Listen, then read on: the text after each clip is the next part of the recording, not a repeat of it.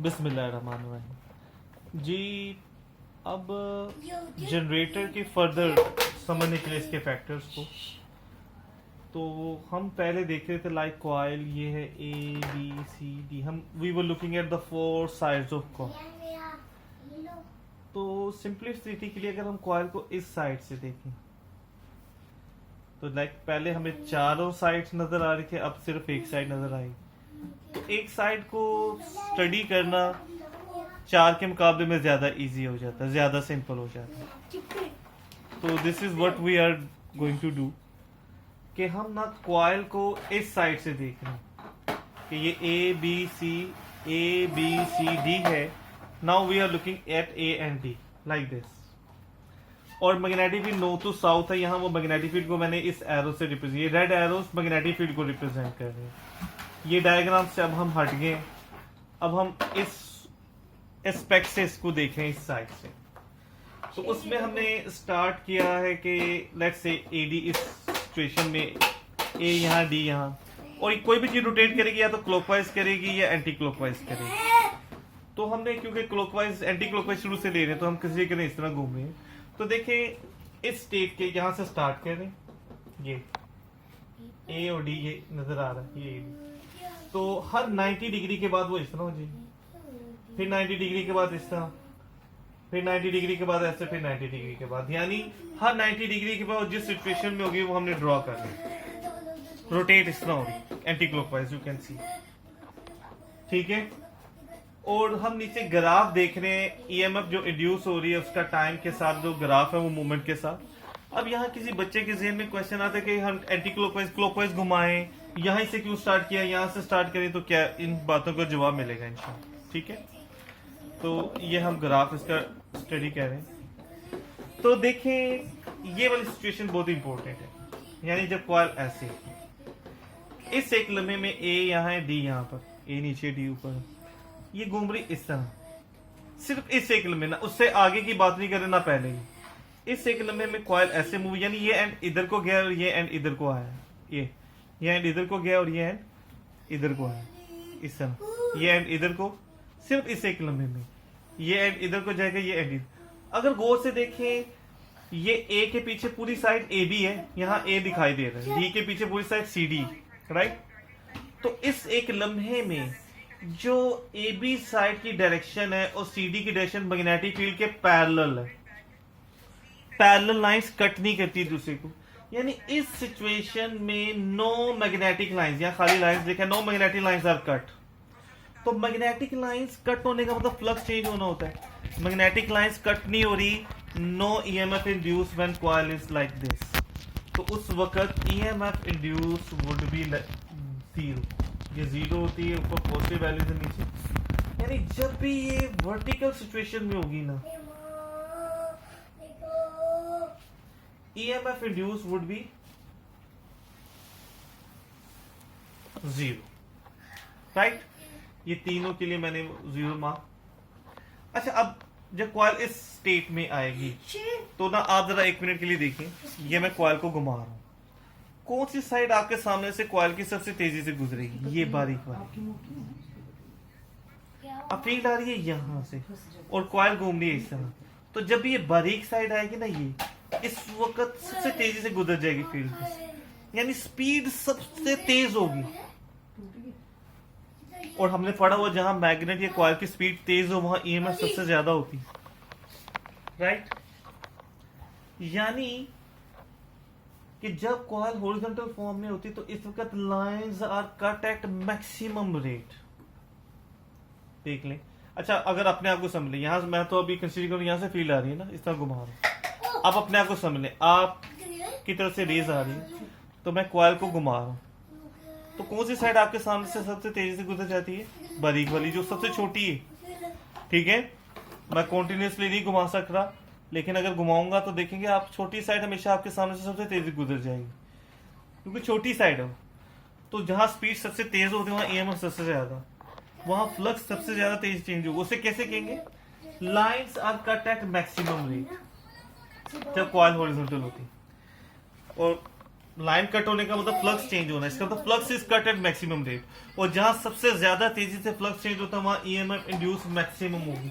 तो in the EMF induce would be like this maximum, यानी यहाँ भी मैक्सिमम। लेकिन यहाँ एक चीज है, वो ये कि यहाँ जो एंड ए ऊपर मूव कर रहा है, यहाँ वो नीचे कर रहा है ऑपोजिट, जहाँ जो डी मूव नीचे कर रहा है वहां यहाँ ऊपर। अच्छा, फ्लेमिंग राइट हैंड रूल, जहां भी इंड्यूस कर रहे हैं फ्लेमिंग राइट हैंड रूल लगाएंगे जरा। फ्लेमिंग राइट हैंड रूल लगाएं ए पर, ए ऊपर मूव कर रहा है, फील्ड की डायरेक्शन ये, तो मेरी मिडिल फिंगर नजर नहीं आ रही, वो इनवर्ड्स। इनवर्ड्स का मतलब यहां से करंट एंटर, और एंटर हमेशा कहां से होता है, पॉजिटिव से। और इस पर लगाएं मैग्नेटिक फील्ड डी पर, तो मैग्नेटिक फील्ड की डायरेक्शन मेरे हाथ दिखा नहीं पा रहा, लेकिन पहली फिंगर ये, और फोर्स डी के नीचे जा रहा है, डी नीचे जा रहा है ना यहाँ पर, ठीक है, थंब नीचे। तो जो करंट है ना वो बाहर की तरफ आ रहा है, ये आउटवर्ड्स, और करंट बाहर निकलता कहां, उससे टर्मिनल से। हमेशा करंट एंटर होता है पॉजिटिव से और निकलता है नेगेटिव से, करंट की डायरेक्शन पॉजिटिव टू नेगेटिव होती है। तो इस वक्त ए पॉजिटिव है, डी नेगेटिव। ए ऊपर मूव कर रहा है, पॉजिटिव है, डी नीचे मूव कर रहा है, नेगेटिव है। तो वही ए यहाँ नीचे मूव करने लग गया तो वो नेगेटिव हो गया। डी जो ऊपर मूव कर रहा है वो पॉजिटिव है ना, तो ए यहाँ ऊपर था पॉजिटिव था, यहाँ नीचे आ गया हो गया तो नेगेटिव हो गया। डी जो यहाँ नेगेटिव था, नीचे मूव करने की वजह से नेगेटिव है, वही जब यहाँ मूव कर रहा है अपवर्ड तो पॉजिटिव हो गया।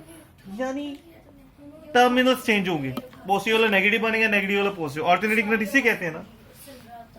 तो जब टर्मिनल चेंज हो जाए तो मैक्सिमम वैल्यू यहाँ भी ईएमएफ की मैक्सिमम वैल्यू होगी, यहाँ भी ईएमएफ मैक्सिमम होगी। लेकिन यहाँ की मैक्सिमम और इधर की मैक्सिमम में फर्क होगा कि ये साइड्स चेंज हो जाती, प्लस और माइनस चेंज हो जाए ना, तो हमारी ये वाली साइड्स चेंज हो जाएंगी कि ये मैक्सिमम इस साइड पर है तो that will be maximum on the other side. यानी ये प्लस माइनस ना, यहाँ ये प्लस माइनस टर्मिनल, लेकिन यहाँ प्लस और माइनस डायरेक्शन बता रहा है। यानी जिस डायरेक्शन में ये मैक्सिमम है, ये maximum will be on the other direction, और डायरेक्शन प्लस माइनस को कहते हैं। ये पॉजिटिव है तो ये नेगेटिव हो, और इसी तरह ये अगर नेगेटिव होता तो फिर ये पॉजिटिव, दोनों हो सकते हैं। तो लेट्स से इसकी मतलब ये पॉजिटिव मैक्सिमम है तो इसकी मतलब ये नेगेटिव। तो हमारे पास ये पॉइंट्स आए, इन पॉइंट्स को अगर ज्वाइन करें ना तो हमारे पास ग्राफ ये बनेगा। ये वेव जैसा ग्राफ नहीं बना, ये है ऑल्टरनेटिंग का ग्राफ। ऑल्टरनेटिंग करंट ऐसा होता है। अच्छा, ऑल्टरनेटिंग करंट में ना आप गौर से देखें, ए जहां से स्टार्ट हुआ था दोबारा ए वहीं नीचे नहीं आ गया, ये एक राउंड कंप्लीट नहीं हो गया। एक राउंड कंप्लीट होने के टाइम को वी कॉल टाइम पीरियड, यानी कॉइल के लिए ये टाइम पीरियड घूमते हुए वो ए दोबारा उधर ही आ गया, एक राउंड कंप्लीट। तो बेटा एक राउंड कंप्लीट होने के टाइम को टाइम पीरियड कहते हैं। तो गौर से देखें, ये करंट का जो ग्राफ है, ऑल्टरनेटिंग करंट ऐसा होता है, वो भी एक वेव की तरह नहीं है, और एक वेव भी यही होती है, हाफ सर्कल और हाफ सर्कल मिलकर एक कंप्लीट राउंड। एक वेव के पास होने के टाइम को भी टाइम पीरियड कहते हैं। यानी जितनी देर में इस कॉइल का टाइम पीरियड, यानी एक राउंड कंप्लीट हुआ तो इस करंट का भी टाइम पीरियड कितनी देर में मीन्स, यानी जो टाइम पीरियड कॉइल का है वही टाइम पीरियड ऑल्टरनेटिंग करंट का। कॉइल ए जहां से चला था दोबारा वहीं पहुंच गया था घूमते हुए, तो करंट ने भी अपना टाइम पीरियड कंप्लीट कर लिया। तो जो टाइम पीरियड कॉइल का वही ऑल्टरनेटिंग करंट का। अच्छा, टाइम पीरियड को अपोजिट होता है फ्रीक्वेंसी, ठीक है। इसका मतलब जिनका टाइम पीरियड इक्वल है उनकी फ्रीक्वेंसी भी सेम है, यानी जो फ्रीक्वेंसी कॉइल की वही ऑल्टरनेटिंग करंट की होती है। तो ऑल्टरनेटिंग करंट की फ्रीक्वेंसी होती है, हमारे घरों में जो करंट आ रहा है वो 220 वोल्ट का होता है और उसकी फ्रीक्वेंसी 50 हर्ट्ज। 1 हर्ट्ज का मतलब ये है 2 ये हाफ सर्कल्स। अच्छा, ये एक ऊपर वाला हाफ सर्कल नीचे वाला हाफ सर्कल डायरेक्शन को रिप्रेजेंट करें, यानी ये एक डिफरेंट डायरेक्शन है और ये एक डिफरेंट डायरेक्शन है, 2 डायरेक्शन है 1 हर्ट्ज में, ये 1 हर्ट्ज है। तो 50 हर्ट्ज का मतलब 100 डायरेक्शंस पर सेकेंड। हमारे घरों में जो करंट आ रहा है वो 100 टाइम्स अपनी डायरेक्शन चेंज कर रहा है। अगर आप देखना चाह रहे हो तो ऐसा कैमरा जो जिसमें स्लो मोशन है, तो आपने एनर्जी सेवर या ट्यूब लाइट, एलईडी लाइट्स पे नहीं अप्लाई करेंगे, उसमें नहीं नजर आता, ठीक है। तो आप, मैं क्लास में हूं तो लाइव मैं बच्चों को ये दिखाता भी हूँ मोबाइल से, आप भी ट्राई करना। आपने एनर्जी सेवर या ट्यूब लाइट को मूवी कैमरा ऑन करना है, रिकॉर्ड करने की बेसिक जरूरत नहीं, आप देखें आपको वो नॉर्मल नजर आएगी। और फिर आपने वही मूवी बनाते हुए स्लो मोशन का ऑप्शन जो सा ना वो आपने क्लिक करना है। जब आप स्लो मोशन का जैसे क्लिक करोगे तो आपको वो लाइट ऐसे ऐसे होती हुई नजर आएगी। फिर आप वो स्लो मोशन को ऑप्शन ऑफ करो, फिर स्ट्रेट नजर आई। यानी ये इतनी तेजी से करंट चेंज होता है, डायरेक्शन 100 डायरेक्शन पर सेकंड, टू फास्ट कि हमारी आई कैच नहीं करती। जैसे मेरा हाथ नजर आ रहा है ना, फिंगर नजर आ रही है, अब मेरी फिंगर क्लियर नजर नहीं आ रही, यानी कोई चीज बड़ी तेज मूव करे तो हम उसकी मूवमेंट कैच नहीं कर पाते हमारे, ठीक है ना। तो स्लो मोशन कैमरा में कैच हो, दिस टेल्स के करंट डायरेक्शन चेंज कर रहा है, चेंज हो रहा है करंट, खाली आई से नहीं पता चलता, नेकेड आई से नहीं पता चलता, स्लो मोशन से पता चल रहा है। अच्छा, अब ना हम इस सिचुएशन में घुमा रहे हैं कॉइल को एंटी क्लॉकवाइज। तो एंटी क्लॉकवाइज घुमाने पर ग्राफ ये आ रहा है, ACW एंटी क्लॉकवाइज, ये स्टैंडर्ड शॉट नहीं है वैसे भी, लेकिन अगर इसी को क्लॉकवाइज घुमाते कॉइल को उल्टा तो वो ग्राफ उल्टा बन जाना था, यानी अप की बजाय डाउन और डाउन की बजाय अप। तो क्लॉकवाइज घुमाने पर ग्राफ डिफरेंट। अच्छा, अब हमने ग्राफ शुरू किया जब कॉइल वर्टिकल सिचुएशन में थी, तो वो ग्राफ यहां से स्टार्ट। अगर कोई बच्चे के ज़हन में आता है सर हम यहां से स्टार्ट करते, तो आप ग्राफ यहीं से स्टार्ट करें ऑनवर्ड, यानी फिर ग्राफ यहां से स्टार्ट होना। अगर आप इस सिचुएशन स्टार्ट करते तो ग्राफ इस पोजीशन से स्टार्ट होना, ठीक है। Can you remember this? अच्छा जी, पास पेपर में क्वेश्चन भी आया है कि draw the output of an AC generator, तो वो कैसा होता है? तो वो इस तरह होता है, एक AC जनरेटर का आउटपुट इस तरह। ये मैंने दो क्यों ड्रॉ की, एक्चुअली दो डिफरेंट किस्म के ग्राफ बनाने के लिए, मैंने एक ही मरतबा ड्रॉ करने के लिए 3 मार्क्स का आता है कि एक AC जनरेटर का आउटपुट ड्रॉ करें तो आपने वेव बना देनी, और जहां एक वेव कंप्लीट हो उस टाइम को टाइम पीरियड, फिर एक और टाइम पीरियड, 2 टाइम पीरियड, और ज्यादा बनाना चाहते हैं स्टेप 2 यू, 3 मार्क्स मिल जाएंगे। यहाँ EMF इंड्यूस भी रख सकते हैं, इसकी जगह करंट भी, ठीक है। इधर टाइम ही हो, राइट। अच्छा, ग्राफ्स के ना एंड्स पे एरोज होते हैं, मैं अब जल्दी में हर जगह नहीं बना रहा होता, ये कॉमन सेंस साथ में रखिएगा। सिमिलर इज दिस, ठीक है जी। तो ये आउटपुट ऑफ AC जनरेटर। अच्छा जी, अब इसमें किस तरह से आएगा? लेट्स से ये एक AC जनरेटर है और उसका ये आउटपुट है, और उसकी इस वक्त एक फ्रीक्वेंसी है F। लेकिन अगर हम इस फ्रीक्वेंसी को इंक्रीज और डिक्रीज कर दें तो क्या इफेक्ट होगा, ग्राफ कैसा होगा वो देखेंगे। अगर हम फ्रीक्वेंसी डबल कर दें, फ्रीक्वेंसी कहते हैं number of rotation of coil per unit time पर सेकंड कहने हैं। तो लेट्स से ये जो ब्लैक वाला ओरिजिनल था, ये था जब कॉइल की फ्रीक्वेंसी F थी। अगर हम फ्रीक्वेंसी को डबल कर दें, यानी डबल रोटेशन, तो इसका मतलब कॉइल की स्पीड बढ़ जाएगी। तो स्पीड तेज हो जाए, हमने कहीं पढ़ा है फैराडेज लॉ में ये था कि मैग्नेट या कॉइल की स्पीड तेज हो जाए तो EMF भी ज्यादा हो जाती। तो जब हमने 2 फ्रीक्वेंसी डबल कर दी है, तो वो जहां तक जिस वोल्टेज तक जा रहा था अब वो उससे डबल पे जाएगा, एग्जैक्ट उससे डबल हो जाएगी, हाइट डबल हो जाएगी, यानी ज्यादा EMF या करंट डबल हो जाएगी। लेकिन फ्रीक्वेंसी इंक्रीज होने का तो ये भी तो है कि अब ज्यादा रोटेशन कर लेगा, यानी डबल कर दिया तो डबल मींस जहां वो पहले हाफ रोटेशन कर रहा था ना, ये ब्लैक वाला ओरिजिनल, अब वो वहां एक पूरा रोटेशन कंप्लीट हो गया। जहां वो एक रोटेशन कंप्लीट कर रहा था वहां उसने 2 रोटेशन कर लिए, कोड देखिएगा 1 2। तो यानी फ्रीक्वेंसी डबल करने का मतलब हाइट यानी EMF वोल्टेज भी डबल आएंगे और नंबर ऑफ वेव्स भी डबल हो जाएंगी। जहां 1 कर रहा था वहां 2 कर ली। ऑपोजिट, अगर फ्रीक्वेंसी को हाफ कर देंगे तो क्या होगा? तो फ्रीक्वेंसी हाफ करने का मतलब है हमने रोटेशन, नंबर रोटेशन कम कर दिए पर सेकंड, स्पीड स्लो कर दी है, तो इसका मतलब EMF भी कम होगी। तो देखिए हाइट भी कम और जहां पहले वो एक कर रहा था ब्लैक वाला ओरिजिन, वहां वो आधी वेव कर रहा है, ये डोटेड है हाफ। और जहां वो ओरिजिनली 2 रोटेशन कंप्लीट कर रहा था, वो वहां अब एक कर रहा है, आधी कर रहा है। यानी हाइट भी कम और नंबर ऑफ वेव्स भी कम, राइट। ये ग्राफ ड्रॉ करना आना चाहिए। इसी तरह अगर 3 टाइम्स ज्यादा कर देते ना फ्रीक्वेंसी को, तो हाइट भी 3 टाइम्स ज्यादा, यानी ईएमएफ 3 टाइम्स ज्यादा, ऊपर और नीचे भी हाइट इंक्रीज होनी। और जहां एक वेव कर रहा होता वहां 3 वेव्स आ रही। ठीक है। दूसरा ग्राफ है ना, उसमें number of turns of coil का इफेक्ट। या लेट्स से कि आपके पास एक जनरेटर था, उसमें कॉइल है, उसमें कुछ टर्न्स थे कॉइल के। तो अगर आप उस नंबर ऑफ टर्न्स को डबल कर दो तो क्या होगा? यानी नंबर ऑफ टर्न्स डबल कर दें। पहले एन थे, एन कुछ भी हो सकता है, 10, 100 कुछ भी, बाद में आपने उससे डबल कर दी। तो अब आप देखें जो ग्राफ है नया, ये ब्लू वाला, ब्लैक वाला ओरिजिनल है, ब्लू वाला ना, उसमें देखिए हाइट एग्जैक्ट डबल होगी। लेकिन नंबर ऑफ टर्न्स डबल करने से ना एक फर्क, जो ऊपर से कंपेयर, घूमने के पैटर्न में कोई चेंज नहीं आएगा।